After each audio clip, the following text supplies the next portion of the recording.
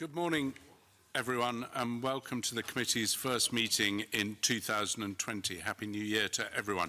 Could I also ask you, please, at this stage to make sure that all your mobile phones are on silent. The first agenda item is a decision on taking business in private. The committee is asked to consider taking item 3 in private. This is to allow the committee to discuss its future work programme. Are the members agreed? Agreed. We are agreed. Moving then on to agenda item 2, which is the Queensferry Crossing Public Transport Strategy. The committee today is taking evidence on the effectiveness of the Queensferry Crossings Public Transport Strategy. And I'd like to welcome to the panel John Mitchell, the Service Manager for Sustainable Transport and Parking of Fife Council, Jim Grieve, the Partnership Director of Sestran, Douglas Robertson, the Managing Director of Stagecoast East Scotland, Alison Irvin, the Director of Transport Strategy and Analysis for Transport Scotland, Hugh Gillies, the Director of Roads for Transport Scotland, and Ewan Kennedy, Transport Policy and Planning Manager for the City of Edinburgh Council. I think, Alison and Hugh, you are going to give a brief opening comment. Is that you, Alison? Yeah, me. Don't worry about pushing buttons. Okay. It'll all be done for you. And if you push the button, you'll turn your sound off, which is not a good thing. That's good to know. You're on. Okay, thank you. And thank you for inviting us here today. The fourth replacement crossing project included a managed crossing strategy to make use of both the existing and the new bridge. The supporting public transport strategy was developed for the existing bridge, creating a dedicated public transport corridor for buses, taxis, pedestrians and cyclists, demonstrating our commitment to sustainable transport. Of the 19 interventions identified in the public transport strategy, 9 have been delivered, contributing to a successfully operating public transport corridor. Demand for bus services and park and ride is increasing, and journey times for public transport have improved. The Scottish Government has made significant investment in the interventions. The fact that all the interventions have not been implemented is not a failure. The strategy sets out short, medium and long-term interventions, and there is a clear route for these to be progressed or considered further as appropriate. We continue to work in partnership. Transport Scotland established the Forth Bridges Forum to ensure that local stakeholders remain at the core of the management and operation of the Forth Bridges. The forum continues to meet quarterly, and one of its objectives is to develop and support schemes and measures to encourage an increase in cross-Forth active and public transport. This is where partners can come together to discuss progress and prioritisation of interventions. We will use our evaluation of the Queensferry Crossing project to aid consideration of the public transport interventions which have not yet been progressed or delivered, and we will determine if they are still appropriate or whether we should be considering something different. Our process for identifying future investment is the second Strategic Transport Projects Review, which will make recommendations to Ministers for future transport investment priorities over the next 2 decades to support the vision of the new National Transport Strategy. Thank you. Thank you very much, Alison. The committee's got a series of questions. Could I just say that it's quite a big panel today, 6 of you, so if you want to come in, if you just try and catch my eye or the questioner's eye and they'll bring you in. The big secret is then not to look away once you start speaking, because there may come a time when I need to attract your attention to ask you to allow somebody else in. And the other thing I would say to people that if you all look away at the same time when the question's asked, meaning no one wants to answer it, the last person to look away will be the person that's called. So I think the first question this morning is from John. John. Morning panel. Before I move to my substantive one, maybe if I can just ask the Transport Scotland officials something on the basis of what they said there. And, thanks for that opening statement. This committee and indeed the predecessor committee have maintained a very keen interest in what's a significant project, and throughout that period, Transport Scotland have followed a consistent line, and that line is, and I quote here, any increase in demand to cross the Forth was to be met by public transport. Now, that's not happened, and there's a million more car journeys. So what's going wrong with that headline approach that you were taking? Okay, first of all, the Queensferry Crossing, as you know, does not have any additional capacity in comparison with the Forth Bridge. They both had 2 lanes, etc. However, what we have is a more reliable and resilient crossing, which has obviously helped improve the efficiency of that corridor. As you've set out, the project was a replacement for traffic as set out in the Fourth Crossing Act, and that we've always had that focus on promoting public transport across the corridor.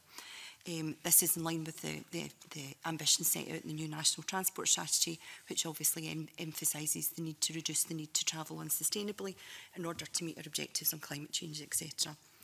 Very early findings at this stage of the 1 year after project indicate that we are already making progress towards the transport planning objectives that we've set.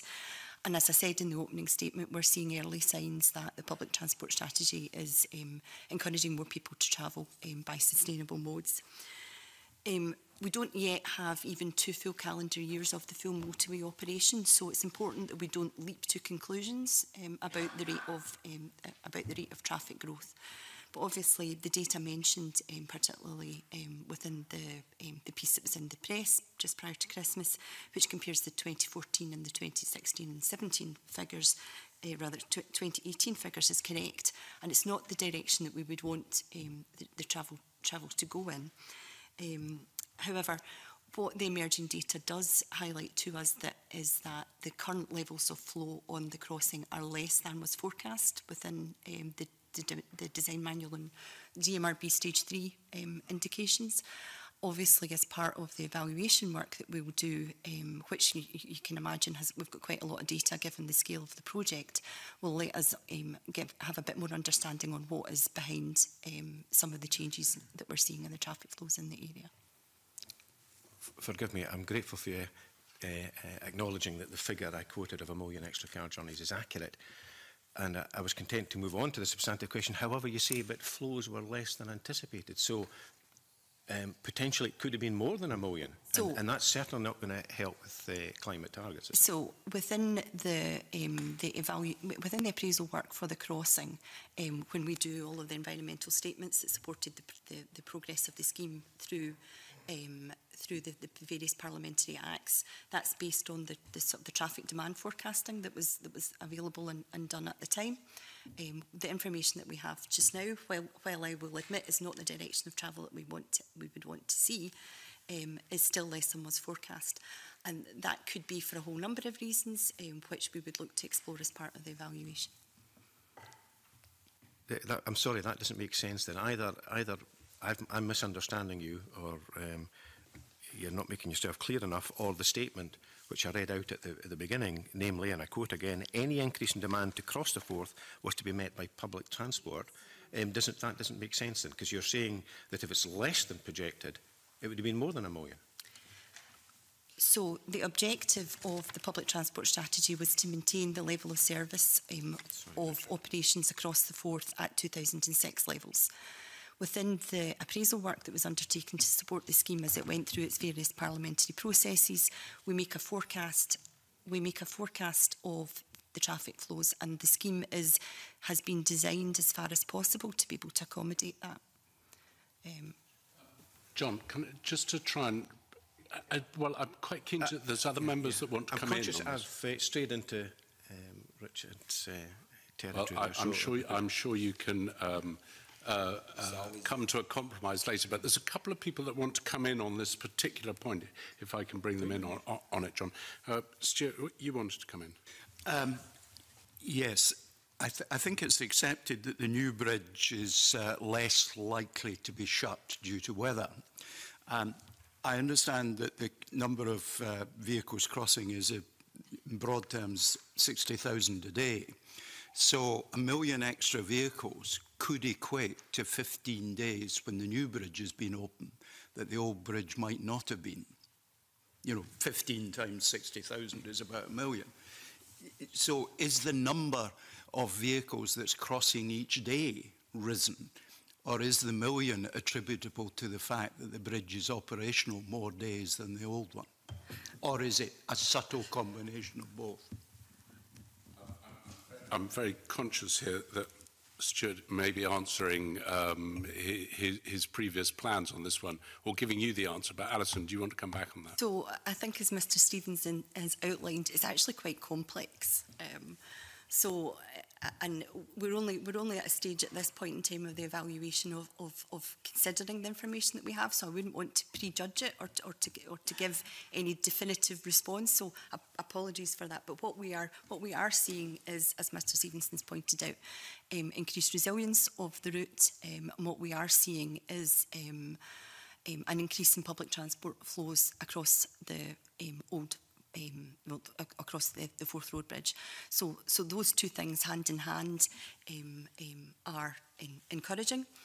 That's not to say that the increase in flows that we are seeing across the crossing, or indeed across our transport network, is necessarily the direction we would want. Maureen, do you want to come in, and then Jamie Green? Yeah, since my understanding is there have been at least two large housing estates built, one in Dunfermline, one in Kirkcaldy, most of whom residents are, it would appear, are commuters across the Forth.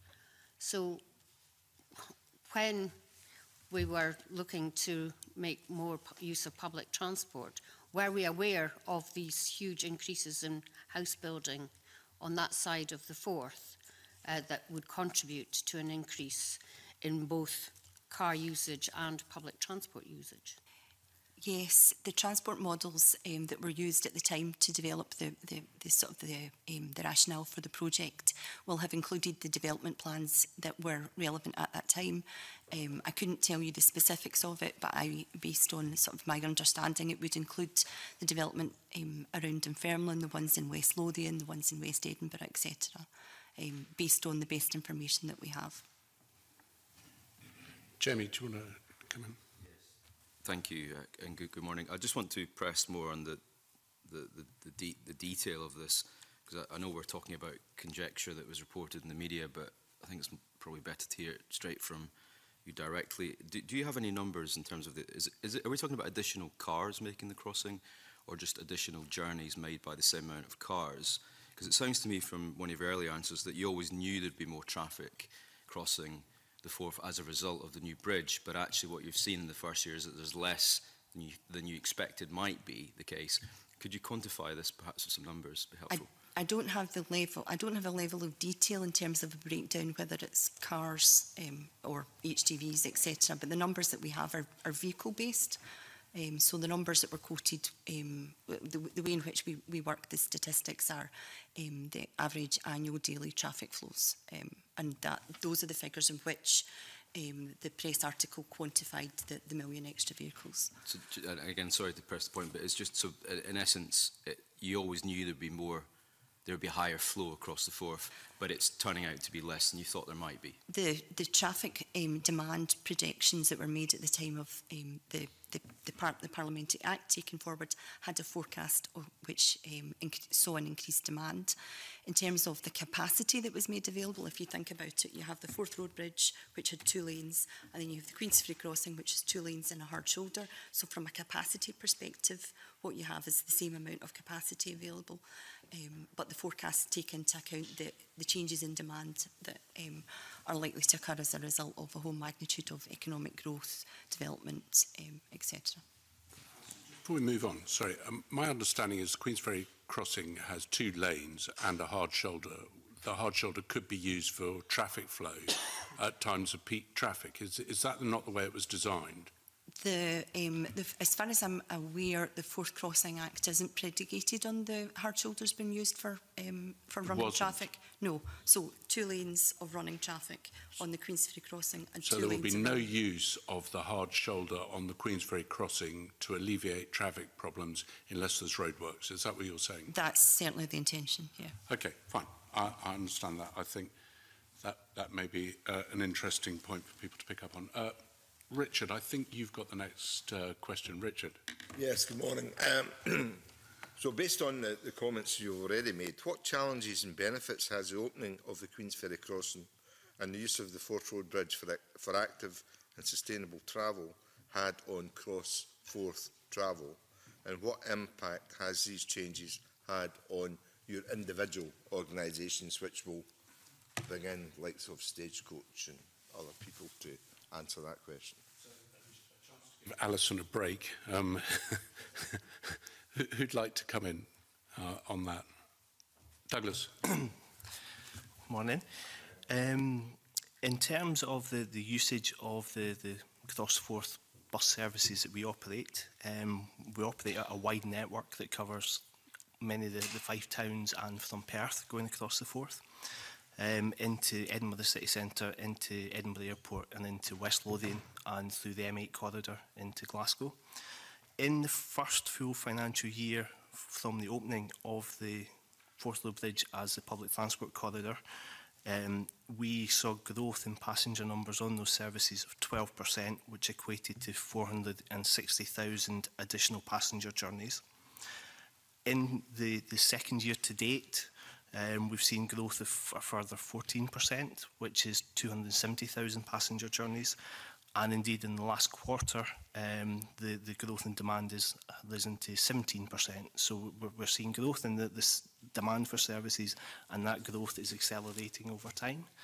To meet that demand, we've put on service improvements before the opening of the Queen's Ferry crossing in anticipation of an increase in demand. That saw us increase by 14% in the number of the journeys across Forth. We have then increased further service provision in July of 2019, and we've actually increased provision since before the opening of the Queen's Ferry crossing now by 58% in the number of the journeys across Forth. So we've invested heavily in the frequency of services. We have obviously the park and ride sites at Holbeath and at Ferry Toll and the wider network from across Fife. But those services are now often departures every 4 minutes at peak time and every 5 minutes off peak from Ferry Toll into the city centre, and improved frequencies to Edinburgh Airport as well. So we really are seeing a big step change in the demand for those services across Forth. Going on the sort of current movement of passengers and trends, whereby the year before the Queen's Ferry crossing opened, we were carrying 4.5 million passengers a year across Forth. We would see likely that next year we would carry 6 million passengers a year across Forth. So it's been a fantastic success story from our side, because we have seen the improved service that we can offer we haven't necessarily drastically cut journey times, but we've got much more consistency in the service provision now, because the biggest delays that we faced were crossing the Forth Bridge in the general traffic. We previously saw instances where from one day to the next journey times could be 30 minutes different, whereas now we've got that much more consistent journey time, and that, along with all the other measures that are in place, are really driving demand towards public transport. So whilst demand has gone up on the Queen's Ferry crossing, demand is definitely going up for public transport from a bus perspective on our services. So you've went up from 4.5 million passengers to you're projecting 6 million. So basically you are helping to reduce the number of cars that are really going to cross the Forth crossing, yes? That would be, our understanding would be that it's certainly not modal shift within public transport, it's modal shift from private car to public transport. And Ewan, do you want to come in on that? Because it seems it impacts on you as well, that particular point. I mean, certainly from a Fife perspective, that we've had success with Holbeath and Ferry Toll in terms of the numbers growing, and those are facilities that are increasing from that point of view. In terms of active travel, certainly from a cycling point of view, crossing the previous Forth road bridge was a growth area from Fife. We don't have the exact details now. That sits with Transport Scotland in terms of the road layout changing, but it certainly was it's been something that's growing from Fife, the active travel. Ewan. Thank you. Not to repeat, but perhaps just to add to, we're very keen in the city to explore the role of active travel in a kind of integrated sense. So the connectivity for a cycle trip coming from Fife into Edinburgh, I believe, is there, but that is a lengthy trip, and it's not necessarily going to be terribly attractive to absolutely everybody. We're very keen, and we're having these discussions, particularly through the Strategic Transport Project Review 2, to think of that end-to-end trip and the role that active travel plays in both parts of that trip. So by that I mean the combination of perhaps cycle into park and ride, cycle into bus station, the public transport element of that trip, and then that trip coming, if say it was coming to Edinburgh city centre, perhaps even considering options that people might be able to transport their bikes with them. These types of things that definitely happen elsewhere in the world. Likewise, from a kind of walking perspective, again, thinking of that first mile, which is doable by foot, 20-minute type journey, thinking of the network, the pedestrian networks, the cycling networks around key nodes, integration, and fully utilising the existing crossing, both for that integrated trip, but also for those cyclists who are capable and keen on taking the end-to-end trip. But I think it's important to think of that end-to-end trip in the round and the different ways that can be undertaken. Mike, you wanted to come in with a question. Can I just follow on from what Douglas was saying, basically because there's a question I wanted to ask later on, but it fits neatly here. You've just said that bus capacity has gone up from 4.5 million to, you're projecting 6 million. Could you tell us what the capacity is, though, for bus transport across there? What would you like to see it achieve? In terms of the network at the moment, there's growth within the capacity of the vehicles that we have in the existing network. One of the things that we're looking towards the future is actually not all the destinations are city centre. One of the projects that we're working on this now is the CAV Forth autonomous vehicle trial that will provide an autonomous vehicle link between Ferrytoll and the west of Edinburgh. But the important thing is that will be a brand new public transport link as well. So if you ignore the autonomous part of this now, it will be additional capacity and create new public transport links that aren't there just now. So I think that there's almost an ever-ending capacity for public transport because of the range of destinations, and certainly there's ample capacity for increasing public transport even on the core Fife to Edinburgh network as it stands just now. One of the issues that we will potentially face going forwards, though, is when things like the park and rides reach capacity, how we drive either additional capacity within park and ride sites or change the travel patterns. So one of the things that we've done last year is try to push demand back from the park and rides to towns like Kirkcaldy and Glenrothes. So instead of people driving into Holbeath or Ferrytoll, we provide more frequent services from the town centres themselves, so that we're sort of managing capacity issues just now at the park and rides in that way. And I think that in itself is something we'd like to see more of going forward, is that we can pick people up from the towns rather than a motorway park and ride. This sounds like a really good news story for bus travel, because compared to the rest of the country, the rest of Scotland, bus patronage is falling. And it sounds to me a real opportunity to actually increase even further. And I was just wondering, just my final point, what do you think could be done to publicise the efforts that bus companies are making to increase bus transport across? Is it as well publicised as you would want? Just before you answer that question, I think there are some members who want to talk specifically about park and ride opportunities. So by all means, talk about general publicity, but I'd like to try and focus on park and ride slightly later in the session, if I may. So, sorry, Douglas. I think we're very clued up on the fact that we need to market the services that are there. Our budget this year for marketing the express services is about £250,000 just within Stagecoach East Scotland. And that's certainly been key to driving some of the increase in demand that we've seen, is just better understanding of what services are on offer to people. But you're right, it is a fantastic good news story for the sort of bus industry within Scotland, that we can generate this level of increase in demand as part of a package of measures that really improve bus services as a whole. And I think that's something that we've potentially not shouted as loudly as we can do up till this point, because we're still, we've made the improvements this year. We want to see how they feed in, but it's certainly going forward something that we will be shouting more about, is because it is a fantastic good news story. Peter. Thanks, Convener. My question is also to Douglas.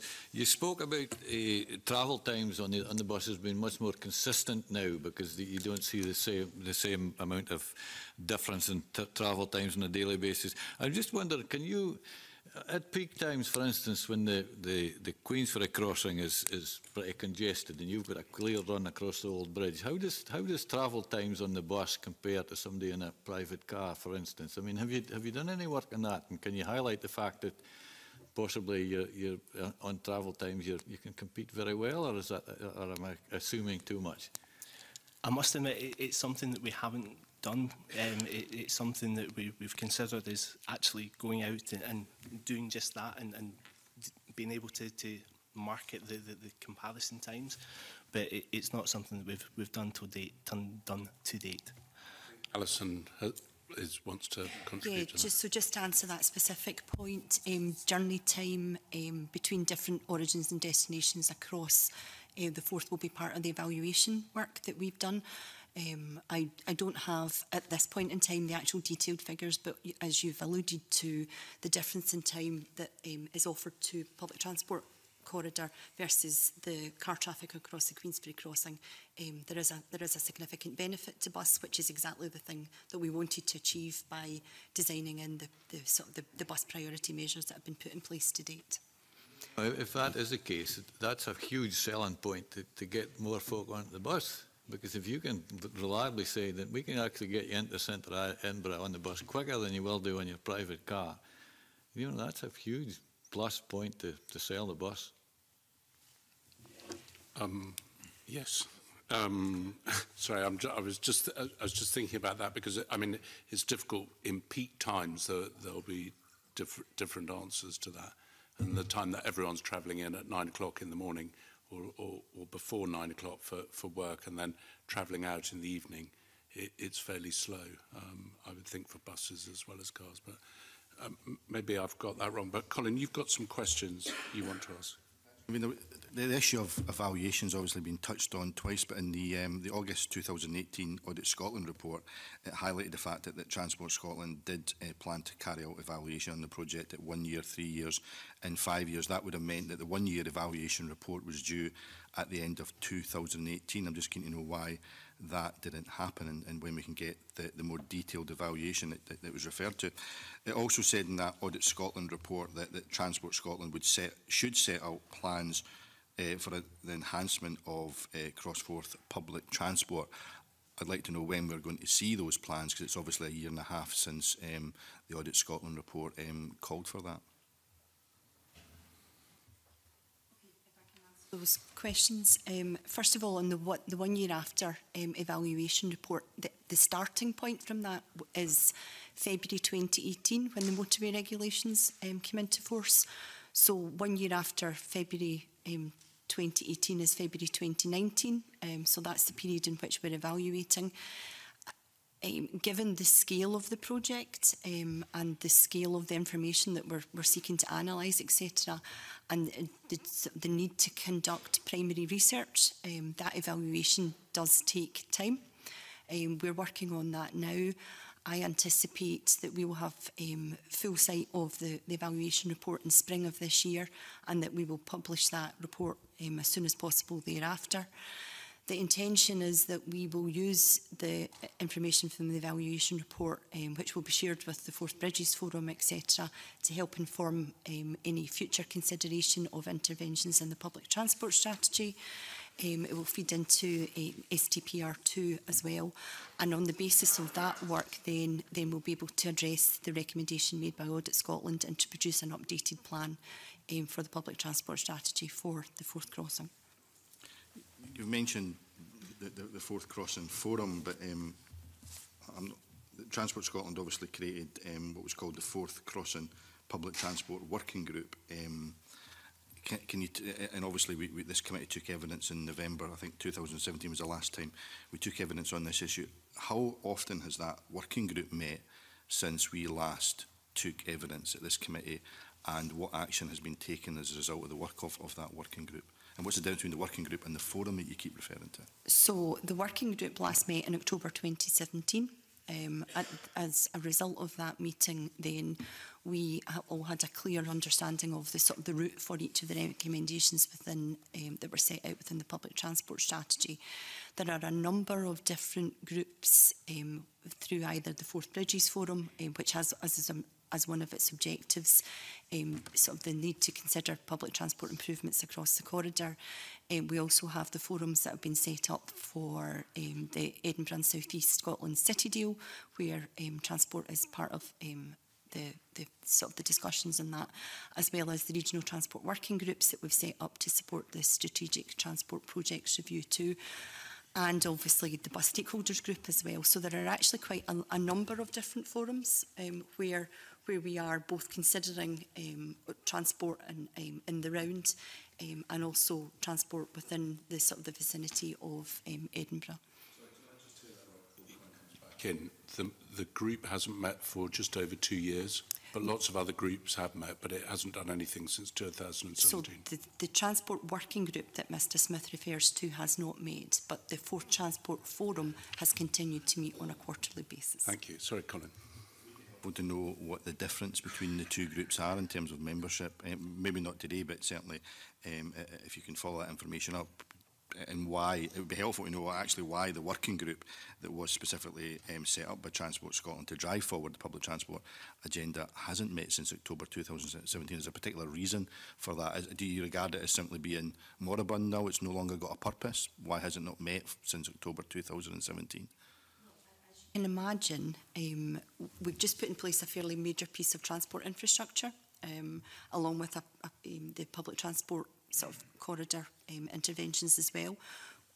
We need to spend some time seeing how that performs before we rush into any further judgments on what we would do with the public transport strategy. In terms of the makeup of the Forth Bridges Forum, there is information available on the website which supports the forum, but I'm happy to provide more details if that would be useful. So do you see a purpose in the working group though? Is that something that's going to meet again in the near future? I think that in the first instance what we would intend to do would be to take the evaluation work that we're currently doing to the Bridges Forum that's set up, and then depending on the outcome of that, take a view on whether we want to reconvene the working group per se. Okay, some people with follow-up questions here. Mike, did you have a specific one on that?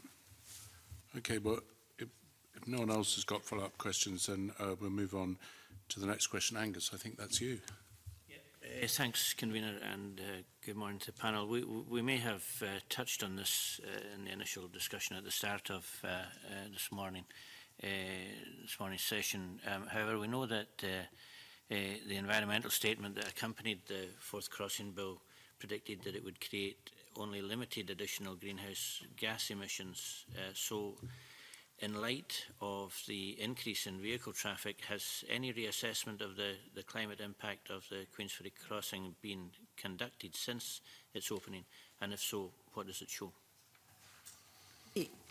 Because the environmental statement was based on the forecast flows, as set out in the DMRB report that I referred to earlier in my evidence, we haven't actually seen an increase over those forecast flows. So at this point in time, there's no need or requirement for us to revisit that piece of work within the environmental statement.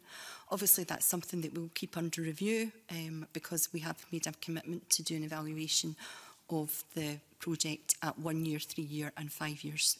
But at this point in time, again, as I said earlier, we are still collating the data, and there's quite a lot of information. So it's not that we're complacent, but that's the position.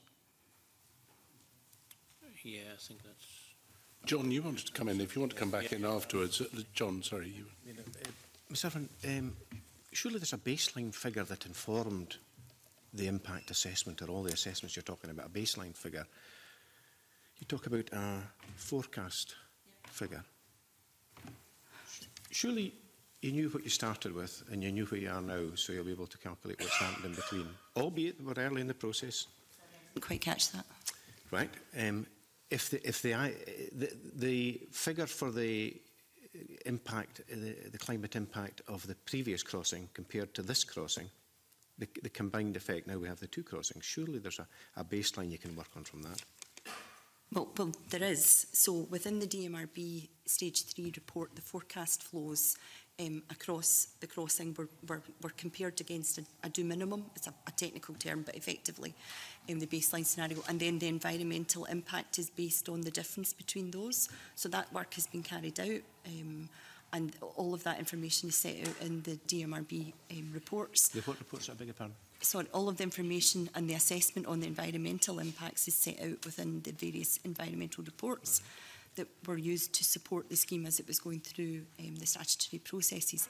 What we're currently seeing is that those traffic flow levels as yet have not gone over what was forecast. So at this point in time, there's not a need to revisit sort of any of the environmental work.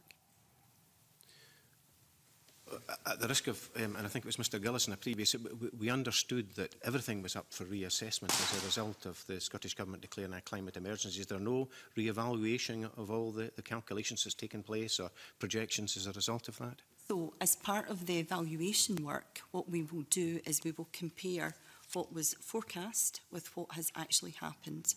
We will look at the detail behind that to understand what could be driving any of the differences. That could be a whole range of things, and then and that could be to do with changes in the economy. It could be to do with changes in the way in which people travel, and the time of when people travel. But at this point in time, I don't have that level of detail. But that's the kind of thing that we look for in the project evaluation work that we've said that we'll do at the 1, the 3 and the 5 years. And for this project specifically, then that is the sort of the vehicle that we use to either learn lessons in terms of how we evaluate or how we forecast. Thank you for that. And when you talk about the 1, 3 and 5 years, when is that from, just for the avoidance of any doubt? Is that from the completion or the sign-off of the... The 1 year, so what we've taken as the starting point for the opening is when the motorway regulations came into force, so that is February 2018. So you wait 1 year after, so that if February 2018 is the opening, 1 year after opening is February 2019, and then do the maths to get the 3 and the 5 years after that. So should we be predicting something next month then?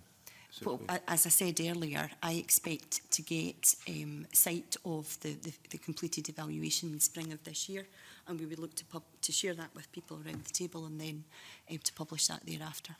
Okay, thank you very much. Okay, Angus, you want to come back in?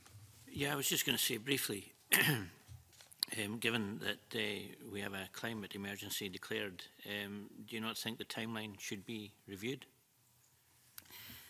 So there's a difference between, I think, that the whole process of reviewing what transport interventions we might make, and then a process for reviewing the evaluation, the performance of a project which has already been developed. So the 1, 3 and 5 year time periods which are set out in sort of what is a well-respected evaluation guidance is right for a project when it is being evaluated. What we are doing through the Strategic Transport Projects Review is considering through the lens of the new priorities set out in the National Transport Strategy what our future investment programme should look like. So that I would suggest that they're two different things. Okay, we're going to move on to the next question. Just before I do, could I just remind panels, if you want to come, panel members, if you want to come in, Alison doesn't look like she's struggling at the moment, but if you want to come in and chip into any of the things, just catch my eye, because I noticed there's a few members of the panel that haven't had perhaps as much chance to chip in as others. So, sorry, Jamie, your question. Thank you, Convener. And unfortunately, my questions are probably aimed at Alison as well, so I do apologise in advance. But can I just sort of double-check the timelines? I think John made an interesting point, because a lot of the answers we've had have been quite non-specific, because I don't think we have all the data that we need. So the bridge arguably opened traffic August 2017, but according to your timeline, we're using February 2018 as this trigger point for the 1, 3 and the 5 year. Therefore, the 1 year after that would be February 2019. Well, that was about a year ago. So I guess my question is, why haven't we had full sight of the 1 year review a year after the 1 year ended? So it's a reasonable question to ask. So the 1 year after period ends in February 2019, but we then need to gather the data in terms of how the network's performing. A lot of that is automatic, so you go through the various counters that we have on the various routes, etc. But a lot of it is also primary research, which takes time to undertake. There's also you kind of things like the accident statistics, which take time to kind of work their way through the system, so that we've got that the correct information to evaluate. It is a big project. It has wide-ranging impacts, and I think it's only right that we take the time to consider the information that we have to the sort of ensure that it's robust and that we're presenting the right information when we come that, so that we can learn any lessons that we might need to take in terms of any future projects. And so do you think, will that be normal for the 3 and the 5 year that it'll take between 12 and 15 months to analyse the data at the end of that period? I would expect that it would be of that order of magnitude. And as you get further into the evaluation process for a project, and particularly for a project of this scale, you begin to look at different things. So in the first year evaluation, you've got some fairly basic operational information, but not particularly good information on what might be some of the underlying structural changes that we might have expected as a result of a project like this, or in terms of some of the economic growth projections that we would have made. So the things that we focus on at the 3 and the 5 year period will change the way in which we need to look at things. The bridge has been on for 2 years now. I mean, what do you think, just to inform the committee, what do you think your gut feeling is in terms of the performance of the bridge, in terms of meeting its objectives? Because ultimately this refers back to what the bill said the bridge should do, which was to not increase capacity but increase reliability across the Forth. So do you think overall the bridge is meeting its objectives? Are we heading in the right direction in terms of doing what it says it was supposed to do, and therefore providing good value for money? I think Mr. Gillis is going to answer that one. Excuse me, a chance to speak. And maybe I would explain how we've answered our questions in the manner we have, and maybe also put into context of how Transport Scotland has presented officials. So why has Alison been doing all the speaking today? Why has Michelle Rennie given evidence during the construction period, and why am I here speaking now? To explain, obviously, corporately Transport Scotland is responsible for this project on behalf of the Scottish Government. As we've moved from this 2 year transition period, from opening and settling down, in effect, it's been from decision to build, the design process, through to delivery, and now it comes across to me within Transport Scotland, as I'm the custodian of the Trunk Road network, from the day-to-day safe and efficient operation of the transport network, the Trunk Road network in Scotland. On reflections on the bridge and its opening, clearly there is some discussion around congestion, etc., and that will all be flushed through and understood better in the 1 year report. What I can say is that it has delivered against one of its primary objectives of giving resilience in terms of disruption due to adverse weather. Notably yesterday, if we take yesterday as an example, where the Forth Road Bridge was closed to vehicular traffic at round about 10 AM, just after 10 AM, and that closure didn't come off to 5 AM this morning. Yesterday, the Queensferry crossing remained open to all traffic. And that's, I think, we're 30 plus on occasions now where high-sided vehicles would have been prohibitive going over the Forth Road Bridge, have been able to go over the Queensferry crossing. So the windshielding has put in to give you that resilience has delivered the benefits and one of the objectives of the Queensferry crossing. So in that sense, it has delivered. Members have articulated is that it seems to be there are more cars on the roads, and surely that's causing issues for you right across the trunk network. I mean, are there any other examples of major trunk road projects in Scotland where you had an estimate of how many vehicles you thought this new road would accommodate, but in fact what you're seeing is more than you anticipated? So, no, it's not. Yeah. It's question 7. As you would expect, Transport Scotland does evaluations of all of our transport projects. and those are routinely published on our website. I think what we've established with the Queensferry crossing is that to date, the traffic flows are less than we forecast, rather than more than we forecast, although that doesn't step away from the fact that the traffic flows are increasing, which is not the direction that we want to achieve. I think we've heard from Douglas and from others of the success of the public transport strategy in terms of increasing particularly bus flows across that corridor, and with the increasing use of the park and ride, which is what we're seeking to do here in terms of having a managed crossing strategy. So in terms of answering the question that you asked about meeting its objectives, at this point in time, the emerging findings that we would have suggest that we are en route to meeting all of those objectives, but and I'm sorry to harp back at this, but the whole purpose of the evaluation is to robustly analyse the information at 1, 3 and 5 years to establish whether or not we have indeed met the objectives that were set out. And that's the purpose of the evaluation process that we have in place. That's very helpful. It sounds like at spring this year we'll have better oversight of the one-year review, so that'll inform the committee further. I've got a specific question though on the STPR that's relevant to Forth Crossing public transport.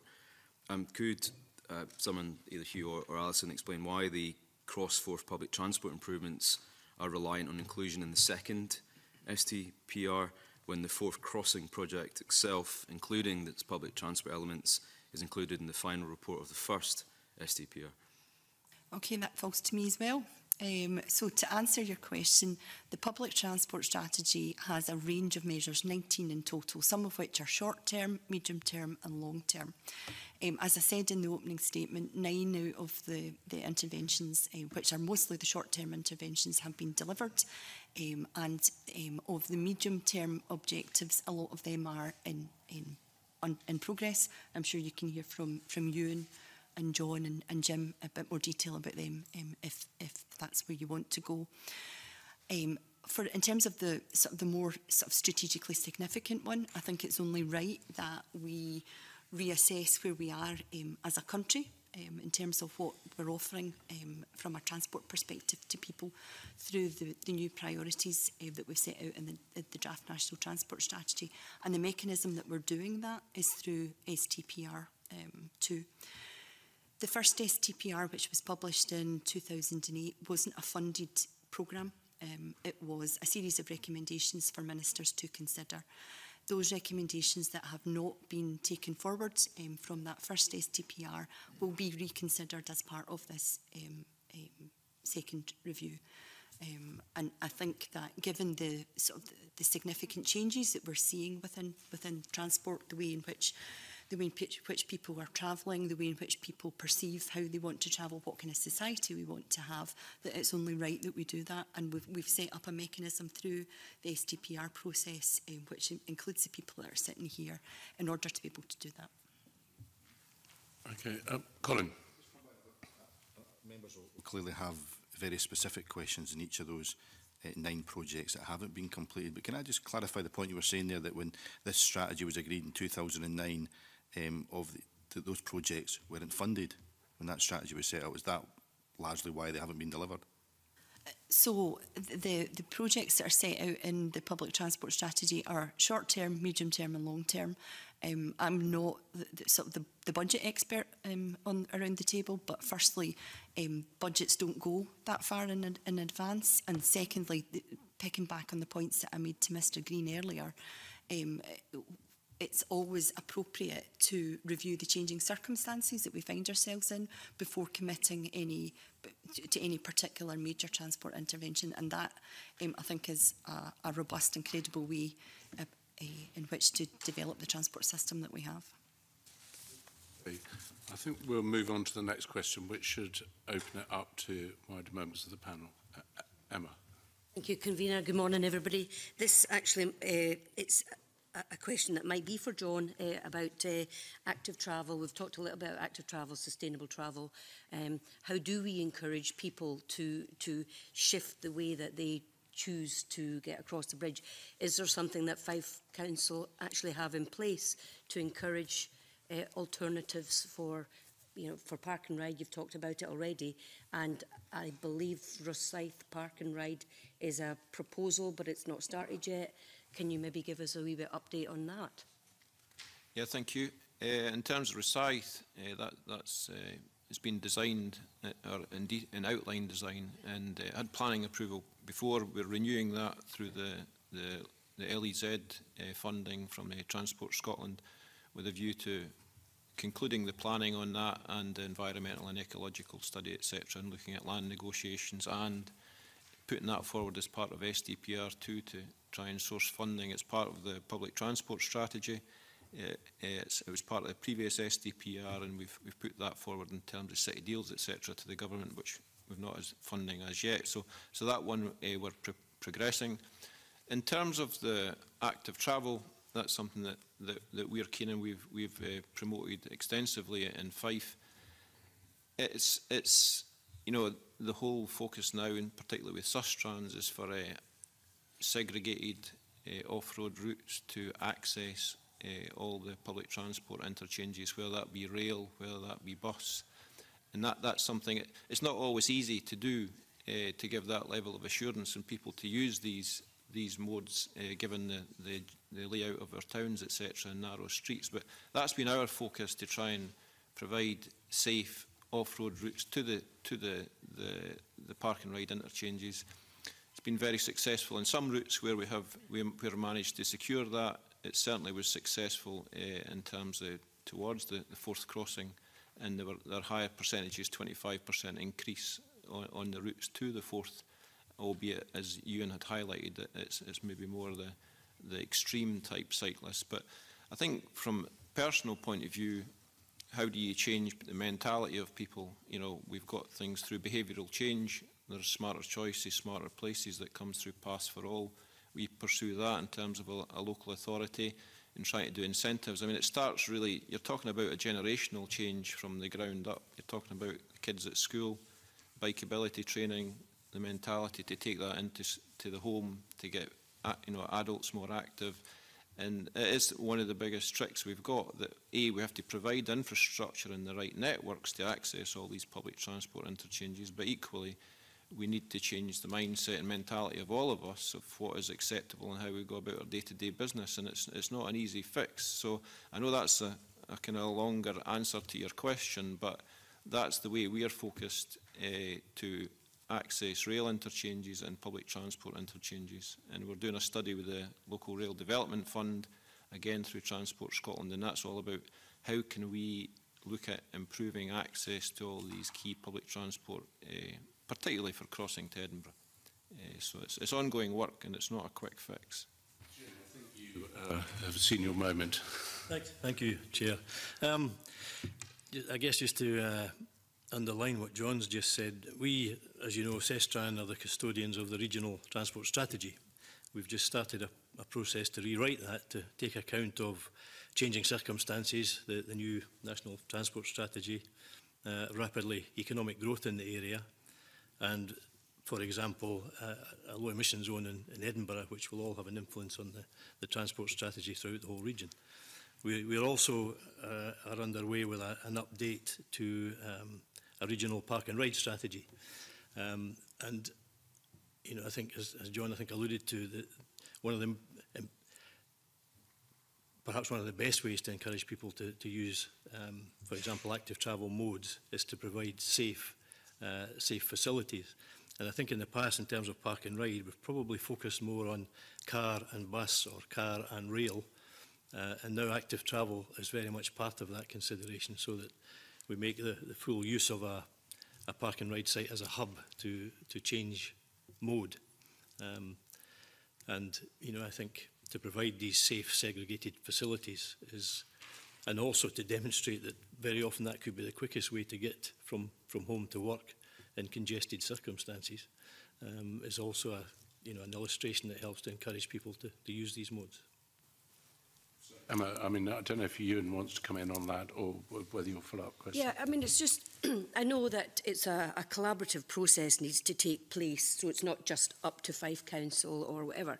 So in my previous experience, the NHS equivalent when I worked in California had a carpool office where people got points for taking the bus, walking, cycling, carpooling, things like that. So I'm assuming that even working 4 days and staying 1 day at home, I used to work 4 10-hour shifts instead of 5 8-hour shifts. So there's things that can be done that collaborating with other employers. So is there any work taking place such as that, where the big NHS employers can incentivise people by doing a points-based system where you get rewards for sustainable active travel?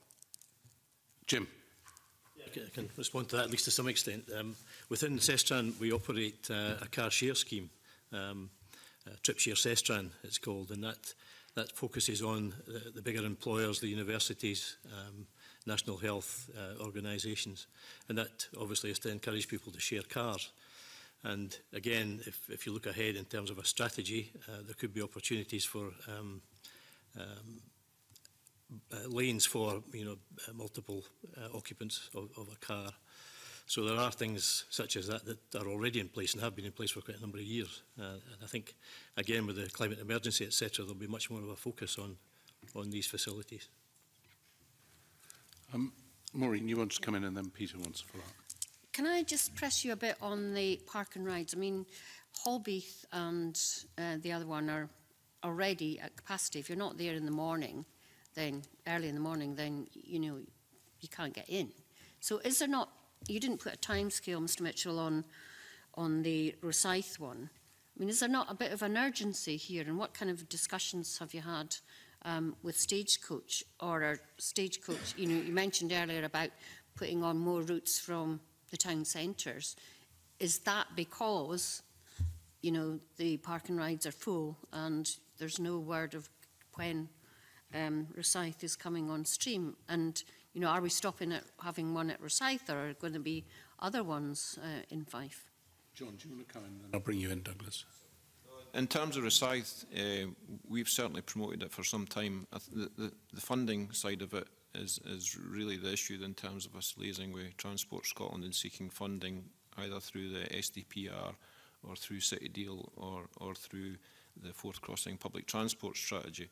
So that's really a funding issue in terms of Rosyth. In terms of Holbeath and Ferry Toll, they are full, I would say, probably the tail end of the summer to October. The rest of the time, Holbeath is maybe 65%, 85%.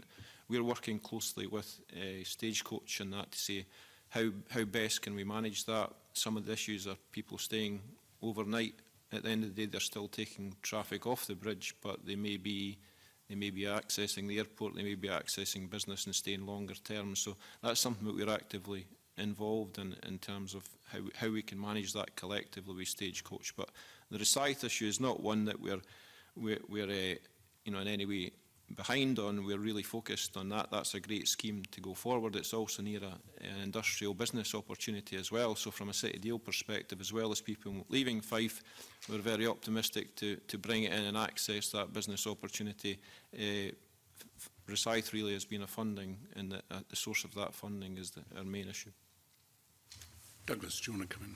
Yeah, I think in terms of Rosyth, we've had discussions with council officers recently about sort of what potential service provision could be made for the site at the Scythe, and it's almost definitely a much higher service provision that would have been the case when it was initially discussed.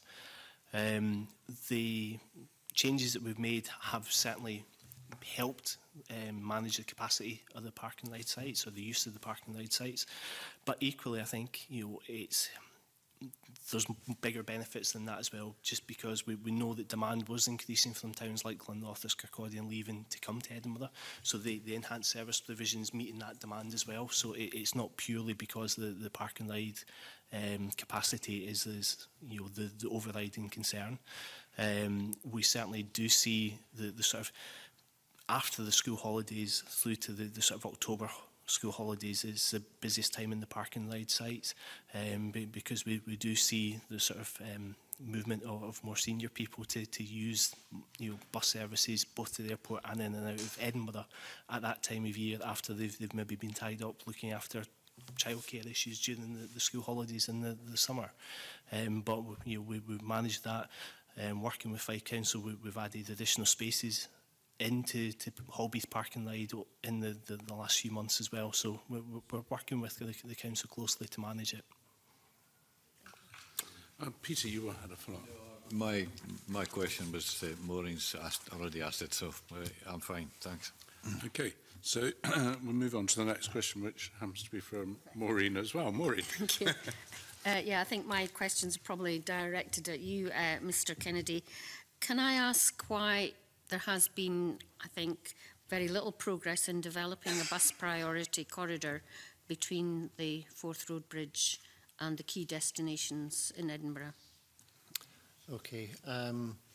Within the public transport strategy, I think there's primarily two corridors of interest, the A8 corridor and the A90 corridor. I'm just checking with you, I'm on the right track, yeah. Okay, so the A8 corridor, big one? Road, anyway. Sorry.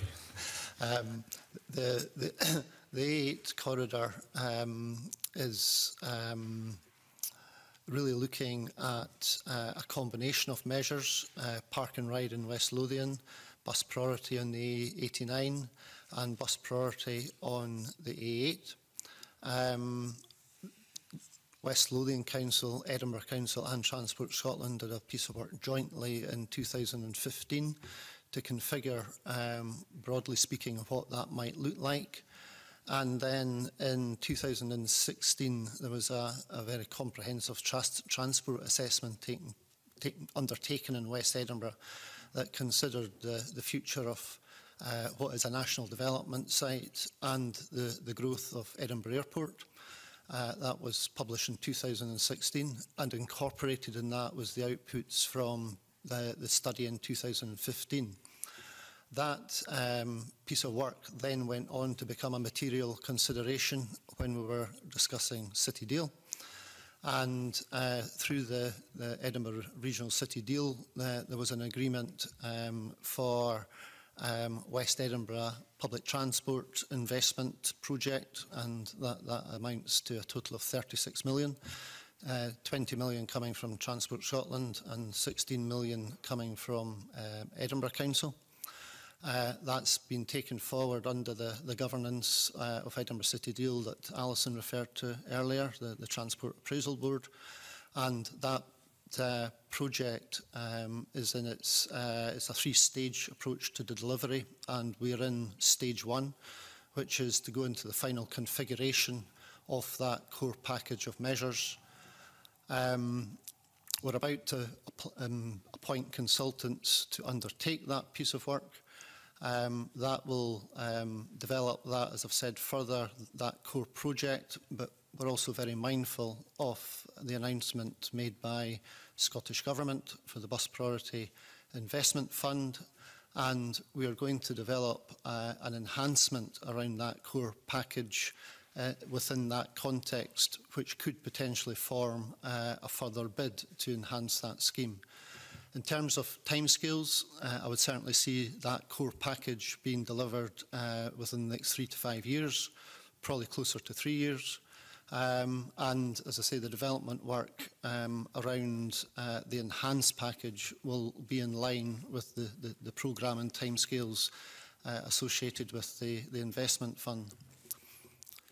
Turning now to the 90 corridor, we have a range of short, medium and longer term aspirations. We're fairly well advanced with the short term, which revolve around improvements to traffic control systems, UTC systems. They're about to be implemented. More in the medium term, we've identified locations along the corridor where there'll be possibilities to reconfigure junctions and increase bus priority opportunities. I think at this point I'd be quite keen to kind of emphasise to you the scale of in-car commuting into Edinburgh and the kind of problems that causes. we're in the process of preparing our new city mobility plan that will go to our committee next Thursday. That's been prepared within the context of the climate emergency and the city moving to a net neutral carbon position by 2030. Now, at the moment, in-car commuting into the city as a whole is of the order of north of 60,000 per day, and that's in the morning peak. That's journey to work. So when you take a corridor like the A90 and think of the other corridors coming into the city, as they come in and start to focus in an increasingly narrow spatial area, the impact of congestion is hugely magnified. And as we've touched on earlier, the opportunity to continue to afford bus priority as you come into the city gets increasingly difficult. So we do take the view that in terms of corridor improvements, there's an awful lot more that we can do beyond what's already been done. And we really do actually have to start tackling the fundamental issue of people and how they're making their choice to travel from their starting point. And that was really the point I was trying to make earlier, that we really do need to think about the end-to-end trip and what's influencing people to choose to drive rather than to take public transport, or a combination of a public transport journey that's integrated with active travel. And how do we go about trying to make that choice as attractive as possible? So we're thinking about journey times, reliability, service quality of that journey coming into the city. And that's really at the kind of core of our thinking with our mobility plan, and also our discussions with Transport Scotland and other colleagues, particularly through the city region deal governance, in terms of how do we collectively influence that and design that to make it as attractive as possible. And Alison's quite keen to come in on yeah, that. But, okay, Sorry, yeah. Okay. Does this also include a low emission, taking into account low emission zones? Yes, I mean the four cities, Dundee, Edinburgh, Glasgow and Aberdeen, have been charged to deliver a low emission zone, and Edinburgh has configured a scheme and have consulted on that, and we're waiting to move to the next stage, which would be the final definition of that, with a view to take that through due process, where we have primary legislation in place now. There is a set of regulations that support that primary legislation that are currently out for consultation at the moment. They're in train. So we can continue to move forward with that project as quickly as we can. Alison, do you want to come in? I think actually Ewan's probably picked up the points in that last statement, but I think just to pick up on the points that John, Jim and Ewan have made to date about the public transport strategy and the timing of it, it's just worth emphasising that there were short-term, medium-term and long-term interventions, and that the strategy is kind of progressing as planned. The collaborative approach that we've taken to date, I'm not pretending it's not without its challenges, but it's been relatively successful, and it's something which we've rolled out through the City Deal work and through the work that we're doing in strategic transport projects to review, to ensure that all voices are heard, and to try and tackle some of the significant challenges that we know that we have from a transport perspective. Thank you. And in terms of the A90 corridor then, Mr Kennedy, what impact has the increased traffic flows had on the businesses and residents of the west of Edinburgh, and what sort of consultations have there been with them? And you've set out some of the plans, but what specifically is happening to the businesses and residents? Feedback have you had from them? There's a very active group of community councils in West Edinburgh, particularly locations like South Queensferry, Kirkliston, Davidson's Mains, Cramond, and we meet with them regularly. And there is considerable concern and understandable concern. You really only have to stand on the A90 of a morning and see what's coming down the A90, passing through these local communities and heading on into the city. So it is a huge issue. I think it's fair to say that there's an understanding that the solutions to this lie at a more strategic level. There is only so much that we can do to tackle within the levels of congestion that we have to provide that level of priority that is very welcomed to public transport and trying to make it more attractive. But I think the opportunities to do more are increasingly becoming limited once you get to the east of Barrington Junction on that particular stretch. If you were to take further measures, say for instance to introduce bus lanes, I think the local disruption around local communities with displaced traffic and probably the knock-on consequence back to the bridge would not be acceptable. And we've actually recently answered a motion on that very question to Transport and Environment Committee, and the local communities totally supported that position. That that type of intervention was not a solution, and that we really do need to look at this at a more strategic level, thinking of that end-to-end journey, thinking about park and ride, thinking about providing a better choice at the point where people make decisions. Am I going to drive or am I going to take an alternative way in? So it's a combination of all these, but longer term, you know, probably a bus priority lane, coupled with a severe reduction in the number of single-person car journeys is going to have to happen. That's an excellent point. If you let me, I'd like to come back on that. So I'm not saying that bus lanes applied to Queen's Ferry Road is never. It's applied at a point where they actually deliver the benefit that we would seek to achieve, i.e. give priority to public transport. So that really means that we need to get to a situation that the bus would be able to actually have continuous access to these measures as it comes into town. If it hits a queue much further out and doesn't actually benefit from the bus lane, there is no kind of net position.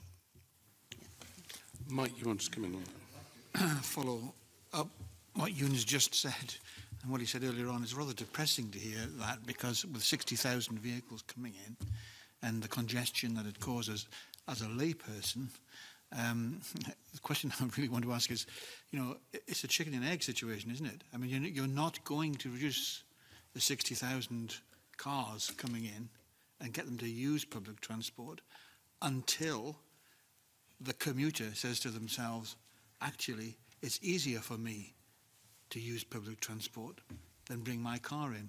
So you say, well, we can't do anything more, it's more of a strategic issue. But what's going to happen? Nothing real is going to happen until something changes. And then I'll come back to you, and I just saw you nodding enthusiastically. I think following on from the revised national transport strategy, where I think that it's true to say that the priorities have essentially changed. The climate emergency being at the top of that, active travel now much more of a focus, and certainly bus more so than before. I think that will influence through the SDPR process what the interventions will be, and you know, I think there's going to have to be a drastic change in approach where we would need to allocate more road space to buses, and you know, just make that move and force the change. Ewan was just saying that he can't envisage that happening. I think it comes back to the point that we need to think of end to end. I suppose where I am sitting in Edinburgh, we've been putting bus priority into the city since 1979. And you know, if you look at all the kind of major radials from the city, where we've been able to sensibly put bus lanes in, and by what I mean sensibly is that they actually deliver on the objective that we seek to achieve, i.e. give bus priority. And there's many locations in the city I could point to where we've considered it, and through discussion with the bus operators, they've actually said don't do it, please, because it'll actually slow us down. Yeah. But I'm not criticising what you've done. I think what you've done is great. But what I'm hearing is that here we have 60,000 cars at peak time coming in through the A90. You're saying to us, well, we've done as much as we can. It needs to be at a strategic level. The strategists saying, well, yes, we need to do something, and then the solution is more bus lanes or whatever it is. And you're telling me, I'm getting two different inputs here, and I don't quite follow what's going on. Maybe Douglas will cut through it with a bus point of view. I think there's certainly just bus lanes isn't necessarily the answer. A couple of years ago, I saw modelling that had been done on the A8 past the airport, for instance, and if you converted one lane of the A8 there to bus lanes, the traffic jam went that far up Maybury Road that was blocking Barnton, so it didn't solve problems, it just moved problems around the network. But I think, you know, we do need probably more of a joined-up approach. There traditionally has been a bit of a disjointedness where you pass over local authority boundaries, which certainly, you know, with a sort of more regional transport partnership should help get down some of the issues that causes. But I think when you look at the figures of 60,000 cars going into Edinburgh, I think you said 60,000 cars within Edinburgh commuting as well every day. You know, that's a big number. And if you just look at it from a pure bus operator's perspective, you know, everyone recognises what a good job Lothian buses do within Edinburgh. And if there's still 60,000 cars a day commuting within Edinburgh, with the network that Edinburgh has with Lothian buses, then you need to do more than just offer the alternative. You need to try and push behavioural change, and I think that's where we're going to come to, because you know, we can move so far, but I think we need more than just the carrot to achieve the changes that we need. I think we're going to move on to the next question, which is from Peter, because it sort of stems from this whole discussion. It kind of moves on, and it's a question for Sestran, so Mr. Grieve, Jim, I think it's targeted at you primarily. And the question is this: can you provide an update on the delivery of the Edinburgh Orbital Bus project? And it's listed as a long-term project in the public transport strategy. So where are we on that one? Yeah, well, I can certainly give you some history on that. Not so clear on where we're going forward. I'm always nervous about history, because then we get committee members wanting to add to it, but short history. Very briefly, we did two studies almost 10 years ago now. The first was a feasibility study, and the second was a more detailed study on what needed to be done. And the price at that point in time was around 128 million. And the proposal was one that provided mostly bus segregation along the route, because without that it wasn't really a viable option in terms of attracting people onto the public transport option. So that I have to say is something we're very keen to resurrect, and perhaps that would be a bid into the bus fund that was mentioned earlier, to update that study. And I think now, as I said, with an LEZ proposed for Edinburgh, that's bound to have a displacement effect onto the bypass, apart from the overall increase in traffic that we've heard about earlier. I think, from my perspective, that would be a fairly essential piece of work to be updated sometime soon. And we'd be more than happy to do that, given the appropriate funding. So basically you're saying nothing's moved on, and it's a history lesson rather than looking forward lesson. To be honest, it is, yeah. I mean, the proposal, as you may know, was essentially from Queen Margaret College on the east side of the city all the way around to Newbridge, by providing a dedicated orbital bus route, which would access the airport, obviously, and all the business to the west of the city from the east. That figure, what is it, 160 million, or you've quoted it, how long ago was that? 128 million, that was a 2010 figure. So that's well out of date. It is. Yeah, it is. Right. So what about another question? What improvements have been made to the delivery of real-time public transport information on cross-Forth routes since the opening of the Queensferry crossing? Have you got a better message for us on that one? Not particularly. What we did, effective from 2014, we invested in a real-time passenger information system, and we kitted out all of Stagecoach buses at that time and all of First buses that were operating in the region. And we achieved real-time passenger information for these companies. However, technology moved on, and Stagecoach, I think, in perhaps 2015 or thereabouts, 16, moved to another system, which we managed to incorporate through the kind of back office facility that we had. So we sustained that, but again, technology has moved on, and the bus companies themselves are providing real-time. Where we are now focusing is on the smaller operators. We've equipped quite a number of smaller operators with the necessary kit, which is now part of a ticket machine that can provide the necessary locational facility for real-time. But what we're also doing is working alongside Edinburgh Council, who are updating their real-time passenger information system, and we're looking to share a facility which is called a content management system that will allow us to continue to provide real-time on TV screens, which is something else we rolled out over the years throughout the whole region. We have close to, I can't remember the actual figures now, but close to 400 TV screens that are providing that information through the internet. So it's a very fast-moving technology scene, as you might imagine, and we're kind of struggle to keep up with that. Good. But with effect from the end of the financial year, we're hoping to be sharing Edinburgh's content management system to provide some more detail, or real-time rather, on TV screens. Yeah. And Douglas, have you something to add to that?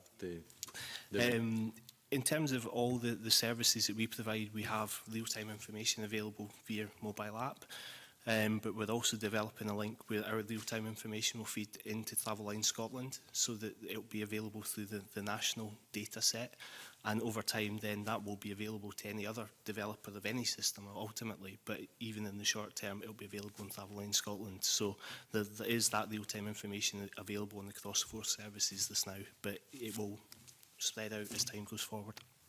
Okay.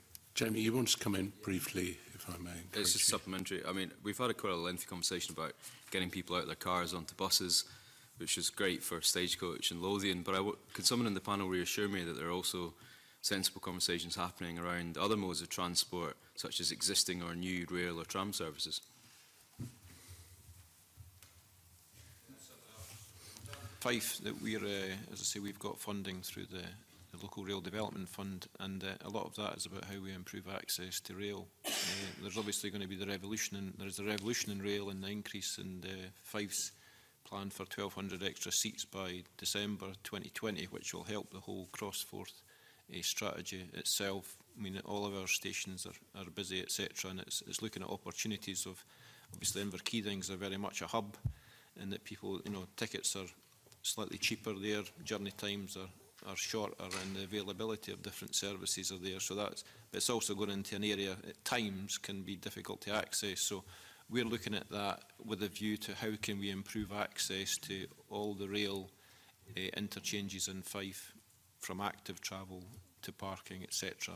Ideally through active travel and not parking. So it's very much a focus, and that piece of work will be concluded in the kind of spring, summer time this year, with a view to, again, informing the Strategic Transport Projects Review, to bidding in for funding to see how we can help that in terms of rail development. So we're very much focused on that as well. Ewan, you wanted to come in. Yes, thank you. I mentioned earlier that we are working towards our new city mobility plan. That is going out in tandem with a new city development plan, and the two are going out to consultation at the same time. Earlier in the year, we did a piece of work within the city to think about and start defining where we see future corridors of mass rapid transit within the city, both in the context of the here and now and the issues that we face today, and in the context of the growth of the city, and how those corridors might sensibly point back out in towards the region. And so that piece of work concluded at the back end of the summer, has informed our city mobility strategy and growth strategy, and helped influence the choices report as to where new development might occur. So, in a nutshell, that's identified 4 new mass rapid transit corridors. One, I think, well, the first two you kind of link together and think about it running from North Edinburgh through the city centre, heading down to South East Edinburgh. So in essence, a second north-south tram line.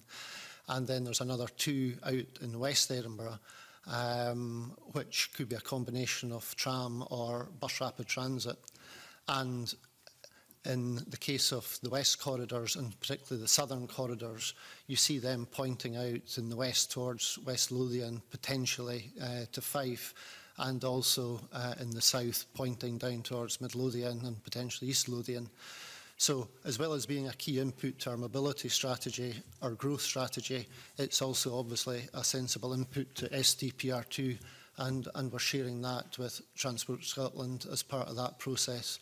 And that's all being done, as I say, in a kind of collaborative way, as we've alluded to before, through the City Deal governance, and particularly the Transport Appraisal Board, where we're endeavouring, because I note Mr Rumble's point, we are endeavouring to improve that joined-up approach between all the parties in taking forward that kind of comprehensive approach to planning, particularly at the regional level. Thank you, which I think brings us to the final question from Richard Lyle. Richard.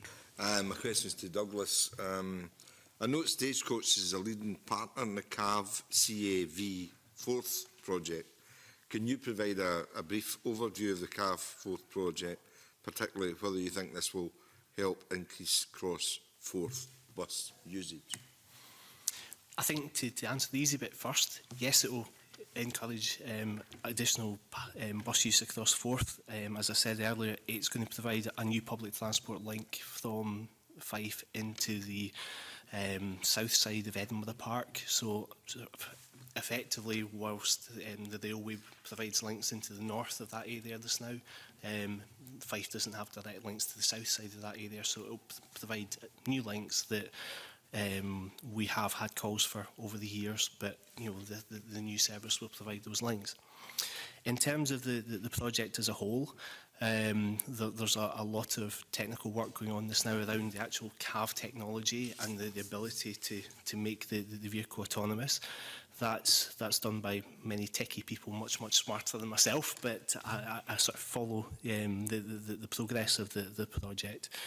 In terms of the sort of service provision that it's going to provide, it will be effectively look very similar to an existing bus. It's not going to be anything futuristic in terms of the vehicle that's being provided.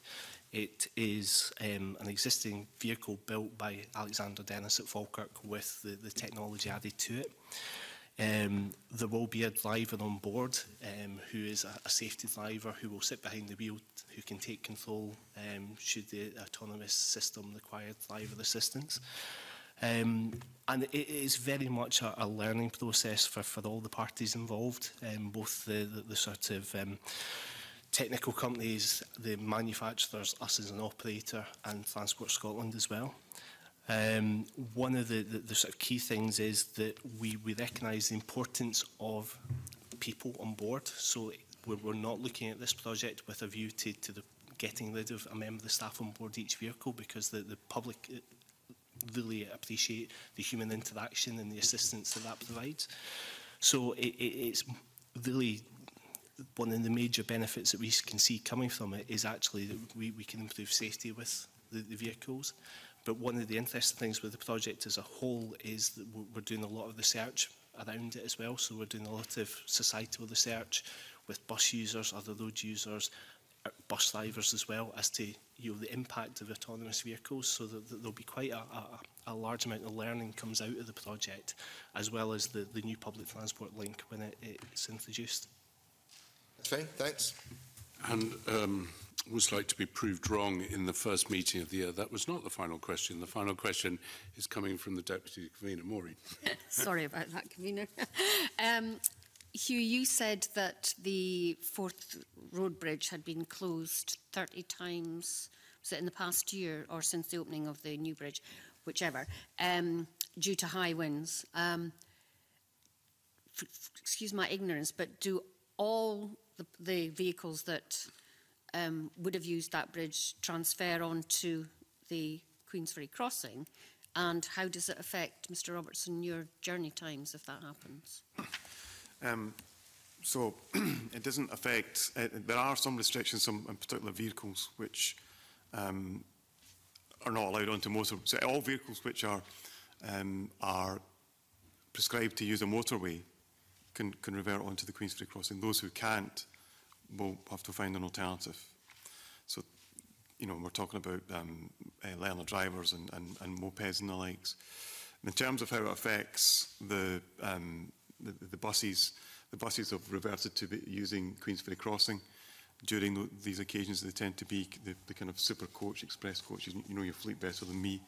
But they've been able to use the Queensferry Crossing these occasions, as opposed to the diversion away down to Kincardine and back round, which I think is some 30+ miles. So there has been that benefit there. And we know through discussions with the bus operators, and particularly more recently with the Road Haulage Association and the FTA, the Freight Transport Association, they're really feeling the benefit of that, of being able to use the Queensferry Crossing at such times. So hopefully that's answered your question. Thank you. I think that was then the final question. Thank you very much to all the panel members for coming in and giving evidence this morning. I'm now briefly going to suspend the meeting actually for 5 minutes, but we are then moving into private session as I suspend the meeting. Thank you.